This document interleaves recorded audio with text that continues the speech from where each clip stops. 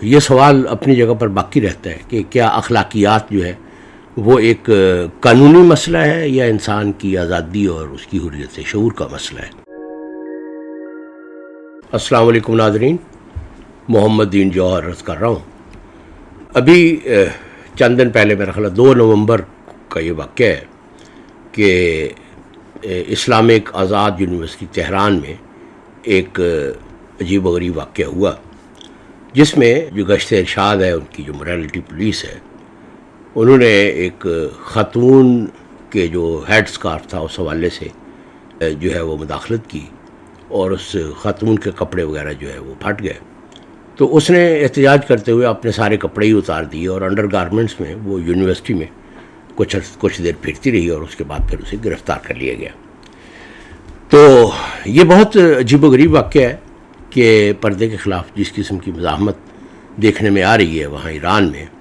2 سال پہلے بھی ایک بہت شدید قسم کا وہاں احتجاجی سلسلہ شروع ہوا جو کئی ماہ جاری رہا، اور جس میں 500 کے قریب افراد جو ہیں وہ ہلاک ہوئے، اور 25,000 کے قریب لوگ جو ہیں انہیں گرفتار کیا گیا، اور وہاں کافی زیادہ نقصان ہوا۔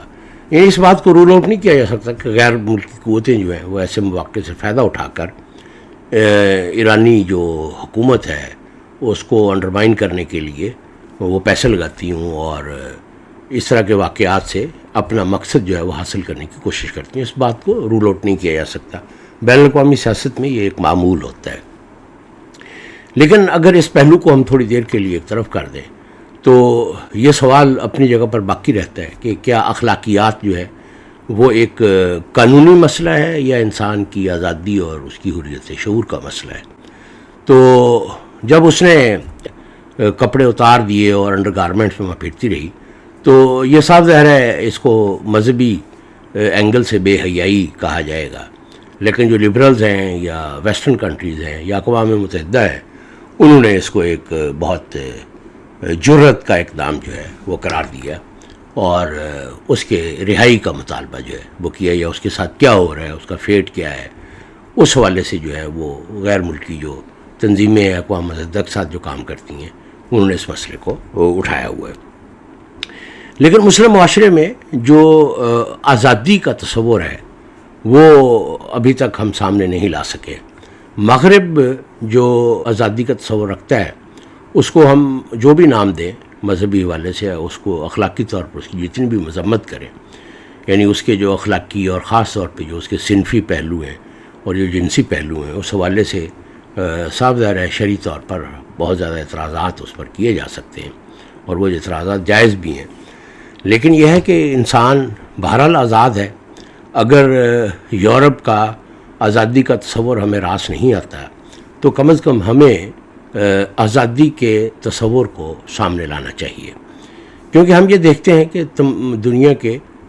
تمام مسلم ممالک میں جو صورتحال ہے وہ یہ ہے کہ ان کے جو پاور کے سٹرکچرز ہیں یا وہاں جو حکمران ہیں، ان کے جو سیکیورٹی کے ادارے ہیں، وہ اپنی عوام کے ساتھ جس جبر اور ظلم کا معاملہ پچھلی کئی 100 سال سے کیے ہوئے ہیں یا کئی دہائیوں سے کیے ہوئے ہیں، وہ اور یعنی جتنی قتل و غارت جو ہے وہ آزادی کے بعد مسلم معاشروں میں ہوئی ہے، اتنی قتل و غارت جو ہے وہ استعماری دور میں بھی ہوئی ہوگی۔ یعنی وہ جو مسلم دور میں مسلم حکومتوں کے زمانے میں ہونے والی جو جبر اور ظلم ہے، قتل و غارت ہے، اس کا موازنہ کیا جا سکتا ہے اس دور کے ساتھ جو استعماری دور تھا جب مسلم معاشرے غلام تھے۔ تو اسے یہ اندازہ لگایا جا سکتا ہے کہ مسلم معاشروں میں طاقت اور سرمایہ کے اور کلچر کے اور علم اور تعلیم کے جو نظام قائم ہیں، وہ اپنی نہاد میں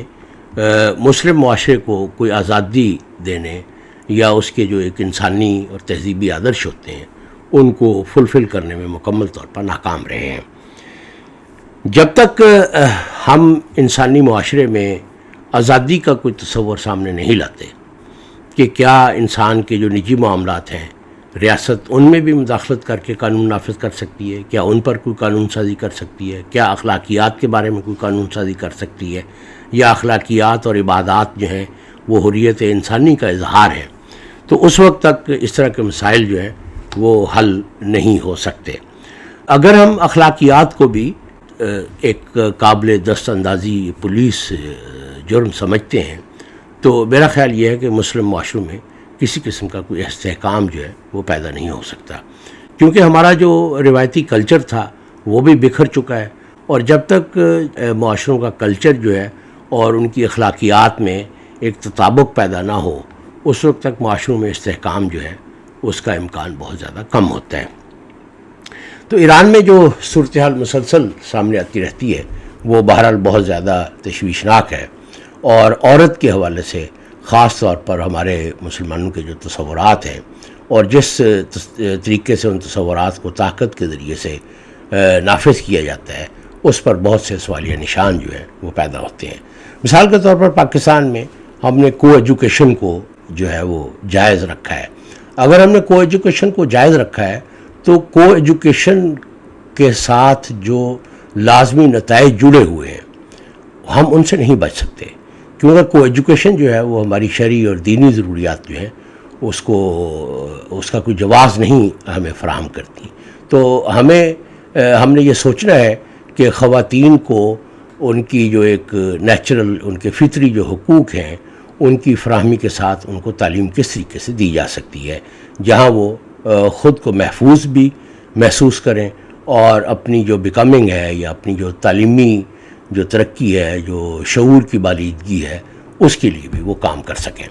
تو یہ ایک بہت افسوسناک صورتحال ہے کہ ہم نے اپنے معاشروں کو ہمارے دین کے جو تہذیبی آدرش ہیں ان کے مطابق ان کا کوئی نقشہ بنانے میں ہم کامیاب نہیں ہوئے، کوئی تصور آزادی سامنے لانے میں کامیاب نہیں ہوئے، اور ہم نے انسان کو ایک طاقت کا اور سرمایہ کا جس طریقے سے کھلونا بنا رکھا ہے، اور اس کی جو عزت نفس ہے اور انسان ہونے کی اس کی جو حیثیتیں ہیں اس کو جس طریقے سے مسلم معاشروں میں کئی صدیوں سے پامال کیا جا رہا ہے، ہمیں اس پر فوکس کرتے ہوئے اس کا کوئی حل دینے کی ضرورت ہے۔ اور سب سے ضروری حل یہ ہے کہ ایک جو سب سے بڑی قدر ہے انسانی معاشرہ جس کو سامنے لا سکتا ہے وہ حریت ہے، وہ آزادی ہے، شعور کی اور عمل کی آزادی۔ جس وقت تک ہم کوئی ایسا نظریہ سامنے نہیں لے کے آتے اور آزادی اور حریت کے اس مطالبے کو ہم اپنے کلچر میں داخل نہیں کر دیتے، ہمارے معاشرے جو ہیں وہ عدم استحکام کا شکار رہیں گے، اور معاشرے اور جدید ریاست میں جو ایک کشمکش ہے وہ ایک مستقل طور پر جو ہے وہ چلتی رہے گی، اور تمام مسلم ممالک جو ہیں وہ ایک ٹرموائل کا، ایک خلفشار کا جو ہے وہ شکار رہیں گے، اور ہم کسی قسم کی باعزت زندگی گزارنے کے لیے وسائل سامنے نہیں لا سکتے۔ بہت شکریہ۔